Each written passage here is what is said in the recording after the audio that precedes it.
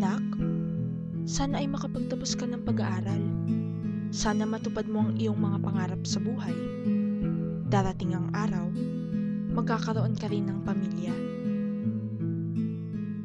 Pero alam mo anak, paano na kaya kung matriple ang populasyon? Sa ngayon nasa mahigit 70 milyon na ang mga Pilipino. 3,000 Pilipinong sanggol ang ipinapanganak araw-araw.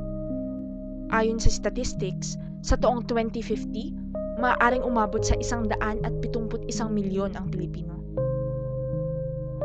Kapag nangyari yun, anak, hindi mabibigyan ng tamang edukasyon ng bawat kabataan.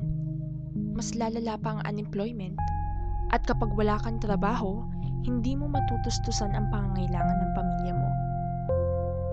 Magkakaroon ng kakulangan sa pagkain, marami ang maghihirap, dahil dito tataas ang krimen at korupsyon. Paano ka na anak at paano na ang magiging kinabukasan mo?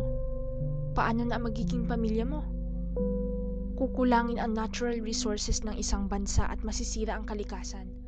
Magkukulang ng sapat na gagamiting enerhiya.